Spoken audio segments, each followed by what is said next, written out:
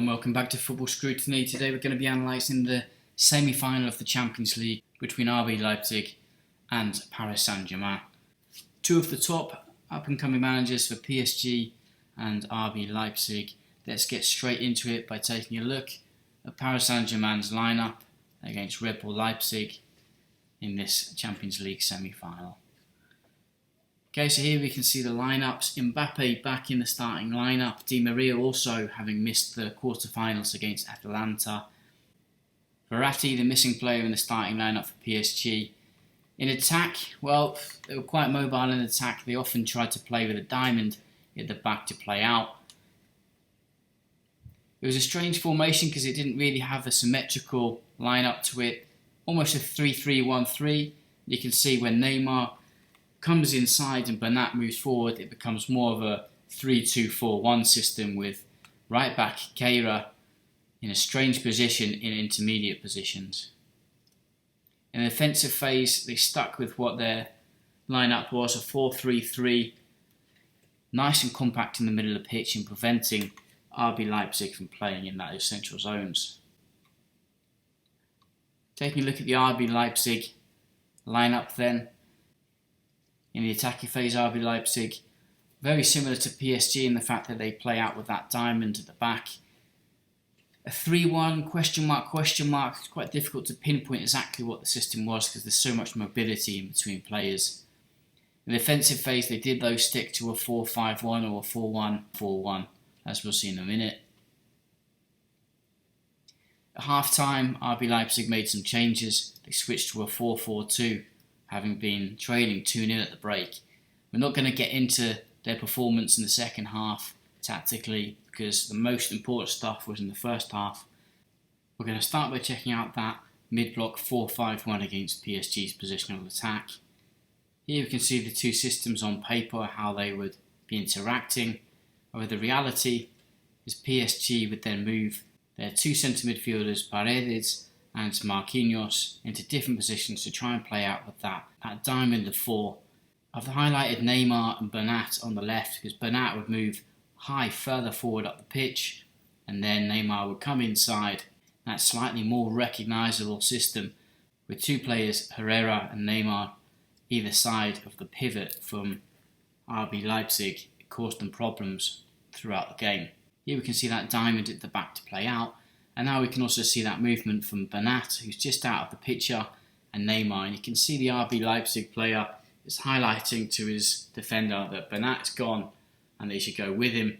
And that means that Neymar is then free to move inside and try and receive on either side of that defensive midfielder from RB Leipzig. In this image here, we can see that inverted fullback Keira has moved further forward.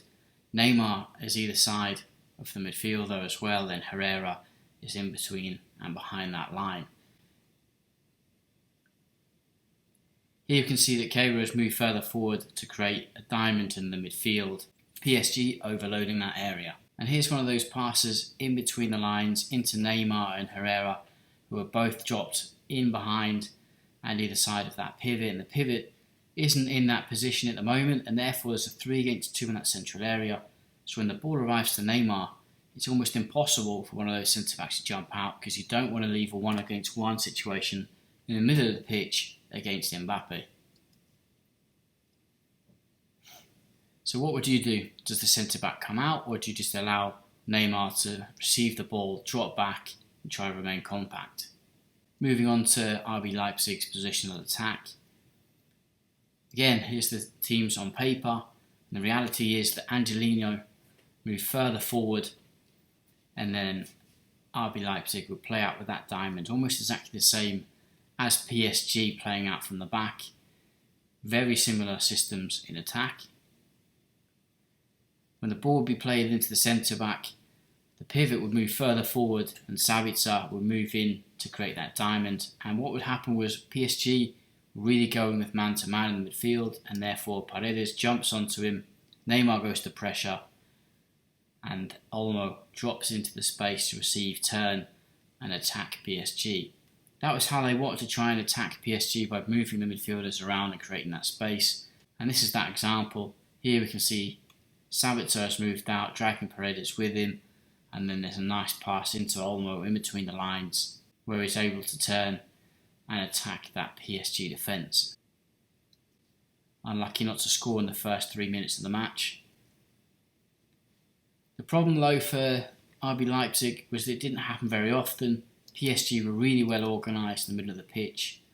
So normally when those passes were coming in to that centre-back, I've highlighted Di Maria and Mbappe, who are trying to block off those passes into the right back and into the left centre-back, and also their positioning is preventing passes coming into the wider players.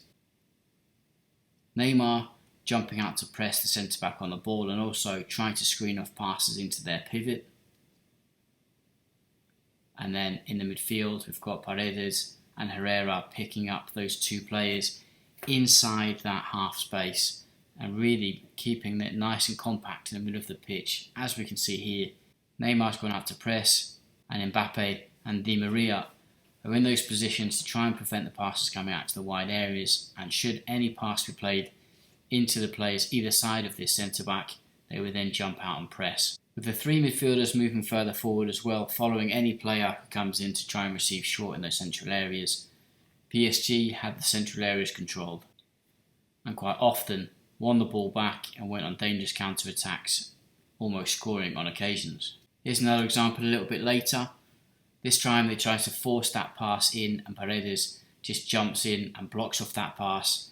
Like we saw earlier in the second minute of the game, Paredes this time blocks off that pass into Olmo and they're able to create a counter-attack from there.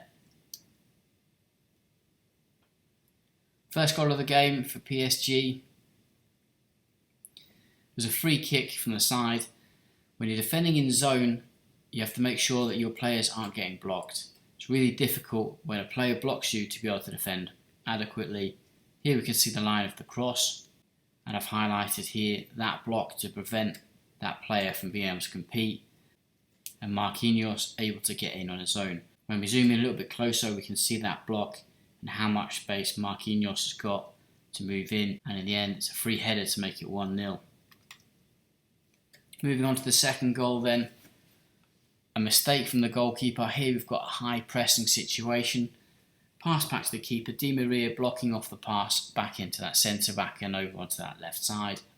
Notice the positioning of Herrera, going with his man but also just holding off a little bit to make sure that if the pass comes over into that left back that he's able to go and press. Neymar pressing, Mbappe pressing, Paredes going with his man, and at the bottom of the screen Juan Bernat also going with his man. PSG have got those central areas completely covered and forcing the goalkeeper into making a mistake. Here we can see those pressing lines again and the pass coming directly into Herrera, and he's able then to have a free opportunity to cross the 2 against 1 situation with the pitch, and you do not want that happening with Di Maria and Neymar in the centre of the pitch. That led to the goal, 2-0, and the last goal was the goal from Juan Bernat. Intelligent play from the left back.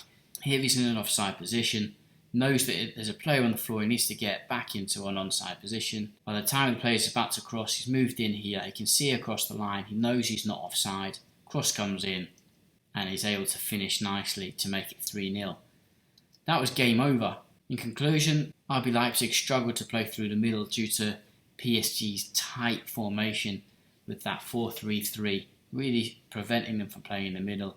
Too many mistakes from RB Leipzig, giving the ball away in central areas, losing possession, goalkeeping mistakes as well, all led to a lack of belief in their play in the first half, and by the time it was half time, it was already over. PSG low that midfield press was absolutely brilliant, blocking off those passes in central areas, so much pace up front for those counter-attacks, and they completely dominated possession against RB Leipzig, and they are worthy Champions League finalists in 2019-2020. If you like this analysis, please subscribe, please turn on post notifications, and we'll see you soon for the next semi-final of the Champions League.